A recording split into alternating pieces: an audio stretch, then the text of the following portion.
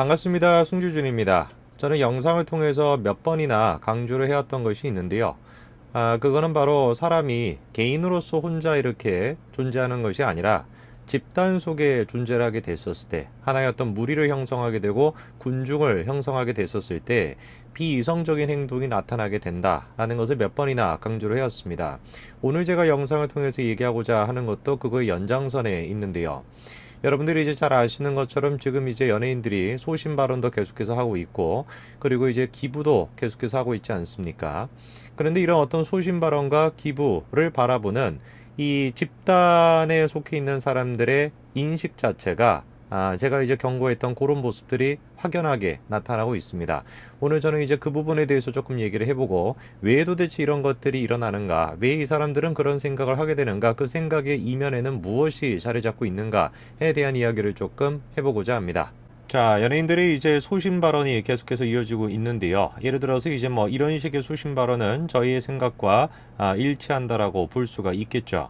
그러나 이제 그 중에는 이런 소신 발언도 있었습니다. 홍석천 씨의 이제 이 뭡니까? 인스타그램에서 이제 가져온 내용인데, 뭐 드라마에 대한 얘기가 쭉 나오다가 제일 마지막 부분을 보게 되면 이런 얘기가 나와 있죠. 근데 갑자기 궁금해지는 거, 이만희 씨는 어디 계신가? 뭐 이런 식으로 이제 질문하고 있습니다. 홍석천 씨의 저 발언에 대해서 저는 개인적으로 동의할 수가 없죠. 우리가 이제 현실적으로 과학적으로 따져봤었을 때 과연 이 사안이 발생하게 됐던 근본적인 원인 자체가 이만희 씨한테 있는 것인가 라고 한다면은 이거 뭐 얘기가 뭐 한 5마디 10마디 갈 것도 없이 결론이 아니다라고 나기 때문에 뭐 저런 식의 발언에 대해서는 동의할 수가 없습니다. 그러나 저런 식의 어떤 발언조차도 상황에 대한 제대로 이 일을 못한 거, 인식을 못한 것으로부터 무지로부터 발생하는 저런 발언조차도 우리가 당연히 받아들일 수는 있죠. 경계할 필요는 있겠습니다만. 그리고 또 이런 식의 소신 발언도 있었습니다. 권하솔 선수라고 여러분 아시는지 모르겠습니다만, 권하솔 씨가 이런 얘기를 써놨습니다. 온라인 예배가 진정한 예배인가? 라고 하면서 사람들의 박해가 무서운가? 언론의 박해가 무엇인가? 라고 하면서 이제 온라인 예배에 대해서 조금 반대하는 입장을 보인 거죠. 권하솔 씨의 저 트위터 내용을 좀 보면은, 페이스북 글 내용을 보면은 뭐 크리스찬이라는 거 우리가 충분히 알 수가 있을 것 같습니다. 저도 마찬가지로 크리스찬입니다. 크리스찬 중에서도 지금 이제 온라인 예배를 드리는 거에 대해서 권하솔 씨랑 공감하시는 분들이 많이 계실 거라고 제가 믿어요. 그 부분에 대해서도 제가 공감을 합니다. 어떤 맥락에서 저런 주장을 하시는지 공감은 해요. 그러나 아쉬운 것이 한 가지가 있는데, 그것이 뭐냐면은 온라인 예배를 바라보는 거에 대해서 너무 이분법적으로 생각을 하고 계신 거 아닌가라고 하는 제가 아쉬움이 좀 듭니다.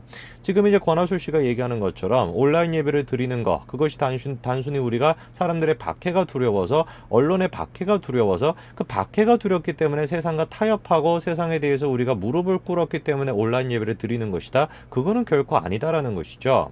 온라인 예배를 드리는 데 있어서 현실적으로 고려되는 여러 가지 요소가 있습니다. 물론 그 여러 가지 요소 가운데서 세상에 대해서 굴복해야 된다라는 게 들어갈 수 있다라는 걸 제가 말씀드리는 건 아니에요. 그러나 우리가 건강적인 요소라든지 나이가 지긋하신 분들, 그런 분들이 갖고 있는 어떤 건강상의 위험, 이런 현실적인 요소들, 과학적이고 의료적인 요소들, 이런 요소들이 고려가 될 수가 있어야 된다라는 게 제가 가지고 있는 생각입니다. 이 종교라고 하는 것이 우리가 지금 벌써 세계 내 존재를 뛰어넘어서 살고 있는 것이 아니기 때문에, 세계 내에서 우리가 살고 있는 것이기 때문에 충분히 현실적인 이런 요소들에 대한 고려가 필요한 것이지, 그거를 단순하게 세상에 굴복한다라고 너무 이분법적으로 생각해서는 안 될 것 같습니다.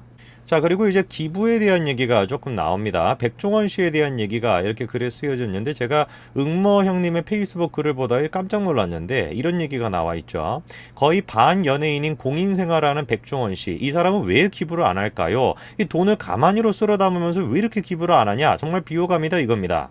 우선 우리가 첫 번째로 질문을 해봐야 되는 것이, 기부를 안 한다라는 거, 선한 행동을 안 한다라고 하는 것이 도덕적으로 비판을 받을 수 있을까에 대해서 우리가 생각을 조금 해봐야 되는데, 제가 책 한 권을 좀 소개를 시켜드리겠습니다. 애덤 스미스가 쓴 도덕감정론이라는 책인데, 여러분들도 아시는 것처럼 애덤 스미스는 도덕 철학자이기도 하죠. 그렇죠? 원래 애당초에 도덕 철학자였고, 그래서 이제 이 책에 147페이지에 이런 얘기가 나와 있습니다.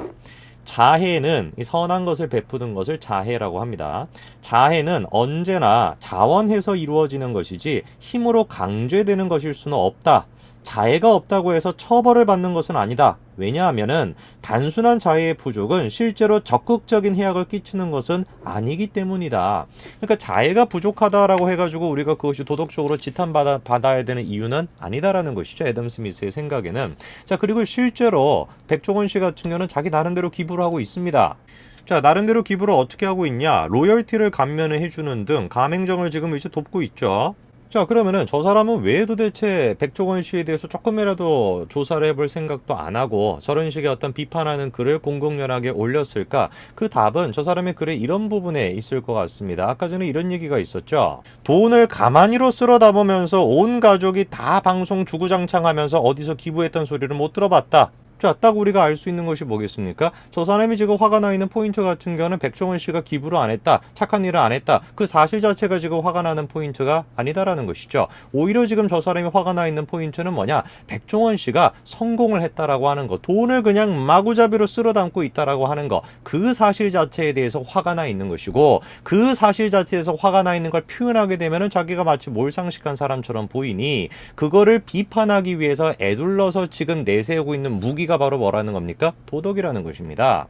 자기가 지금 성공하지 못했고 그리고 저 사람은 성공했다라고 하는 사실로부터 오는 분노, 그 분노를 애둘러서 표현하기 위한 무기로 내세우는 게 도덕이다라고 하는 거에 대해서 치열하게 고민했던 사람이 바로 니체죠. 니체의 제가 또 다른 책을 좀 한 권을 소개시켜드리고 싶은데 바로 이 도덕의 계보학이라고 하는 책입니다. 한번 읽어보시면 조금 도덕에 대해서 다른 관점을 여러분들이 가지실 수가 있을 텐데 니체가 바라보고 있는 도덕이라고 하는 것은 굉장히 조금 흥미로워요. 일단 이제 강자와 약자 두 이제 집단으로 나뉘게 되는 것이고 그 두 집단이 바라보고 있는 도덕이라는 개념에서 굉장히 중요한 요소가 바로 이 분노라고 하는 개념인데 니체가 바라보는 강자의 선함이라고 하는 것은 요컨대 이런 식입니다. 강자가 가지고 있는 내적 요소들이 있겠죠. 뭐 예를 들어서 성취감이라든지 강인함이라든지 뭐 승리감이라든지 이런 요소들, 그런 내적인 요소들이 외적으로 표현화가 된 거, 그것이 이제 이 사람들이 바라보고 있는 선함이라고 하는 거, 그 사람들에게 도덕이라는 것은 그런 식이라는 거죠. 승자들이 갖고 있는 어떤 특징들. 그에 반면에 약자들 같은 경우는 어떠냐? 약자들은 근본적으로 자신의 기저 깊숙한 곳에 강자에 대한 분노심을 가지고 있다라는 것이 기본적으로 전제가 됩니다. 그래서 약자들은 강자에 대해서 분노심을 가지고 있어요. 그리고 그 분노심을 애둘러서 표현하기 위한 수단으로서 약자들이 만들어낸 게 선함이라고 하는 개념이라는 것입니다. 그래서 약자들이 가지고 있는 선함, 도덕적으로 선한 것들은 강자들이 가지고 있는 특징에 다 반대입니다. 뭐 예를 들어 가지고 게으름이라든지 나태함이라든지 뭐 이런 요소들을 니체가 바라봤었을 때는 그 게으름과 나태함, 그거는 이제 없어져야 되는 요소들인데 이 약자들 같은 경우는 마치 그런 것들을 선한 것이다, 착한 것이다라고 포장을 해가지고 대단히 도덕적으로 좋은 것처럼 자신들이 칭송하고 있다라고 니체는 지금 바라보고 있는 것이죠. 예를 들어 가지고 책에 이런 부분이 나와 있습니다. 제가 가지고 있는 책으로도 57페이지인데요. 보복하지 않는 무력감은 선함으로 바뀐다. 소심한 비겁함은 겸허로 바뀐다. 증오하는 사람에게 복종하는 것은 순종으로 바뀝니다. 즉 뭡니까? 무력감은 선함이 되는 것이고 비겁함은 겸허가 되는 것이고 복종하는 것이 순종으로 바뀌어버린다라는 것이죠. 약자의 비공격성, 그에게 풍부한 비겁한 그 자체, 그가 문가에 서서 어쩔 수 없이 기다려야 하는 것이 여기서는 입에 발린 말로 인내가 되고 또한 저 미덕으로 불릴지도 모른다. 자기들이 약한 거, 자기들이 지금 능력이 없는 거, 그것이 마치 인내로 바뀌게 되고 미덕한 것으로 바뀌게 된다라는 것이죠. 그리고 이 약자들이 강자들에 대해 가지고 저 승리한 자들을 공격하고 있는 수단으로서 내세우는 것이 바로 뭐다? 바로 양심이다라고 하는 개념이다라고 니체가 지금 강조하고 있는 것이죠. 백종원 씨뿐만 아니라 또 이시연 씨 같은 경우도 문제가 있지 않았습니까? 이시연 씨는 문제가 뭐였냐? 100만 원을 기부를 해가지고 SNS에다가 인증을 했는데 돈이 적다라고 해가지고 악플 세례를 또 받은 거예요.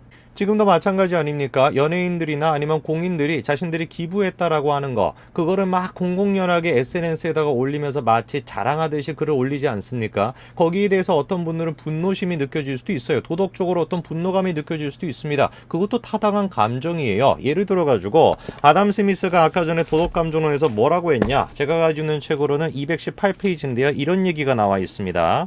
누구나 생각할 수 있듯이 화장하는 여인은 그녀의 용모에 대해 주어지는 찬사로부터는 자신의 허영심의 만족을 느끼지 못할 수도 있을 것이다.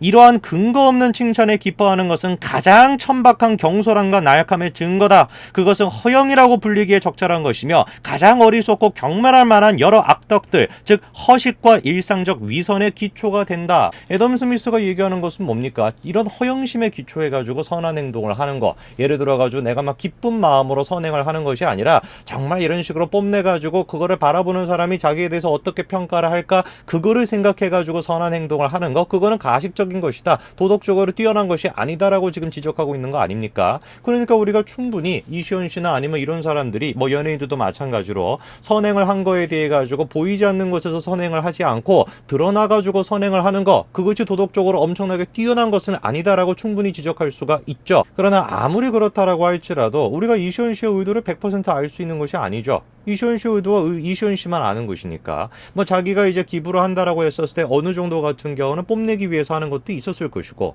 그리고 또 어느 정도 같은 경우는 선한 마음을 가지고 한 것도 있었겠죠. 아예 그냥 100% 선한 마음으로 하는 거야 인간이 불가능한 것이고, 그건 애당초 누구든지 간에 착한 마음으로 한다라고 할지라도 어느 정도 이기심이 있는 거 아니겠습니까? 그런 맥락에서 본다면 이시연 씨의 저런 식의 기부의 행위 자체가 기부를 안 한 것보다는 충분히 더 도덕적이다라고 우리가 얘기할 수 있을 것입니다. 그러나 그런 모든 어떤 이런 이성적인 생각들이나 어떤 논리적인 판단, 이런 것들이 집단에게는 불가능하다라는 것이죠. 그냥 집단에 속해 있는 사람들은, 그리고 또 익명성이라는 그런 어떤 속에서, 인터넷 공간 속에서 집단 속에 속해 있는 사람들은 100만 원밖에 안 했다? 니까 죽기 100만 원밖에 안 하냐? 돈도 그렇게 쓸어담는 인간이 100만 원밖에 안 하냐? 그리고 또 마찬가지로 온 가족이 나와가지고 주구장창 방송하면서 돈을 쓸어담는 인간이 기부도 안 하냐? 이런 얘기들을 하는 거에 어떤 저편에는, 그런 어떤 심리의 저편에는 니체가 말한 도덕적인 관점이 놓여있는 것은 아닐까? 우리가 그거에 대해서 한번 생각해 볼 필요는 있을 것 같습니다. 오늘까지 말씀드리겠습니다. 감사합니다.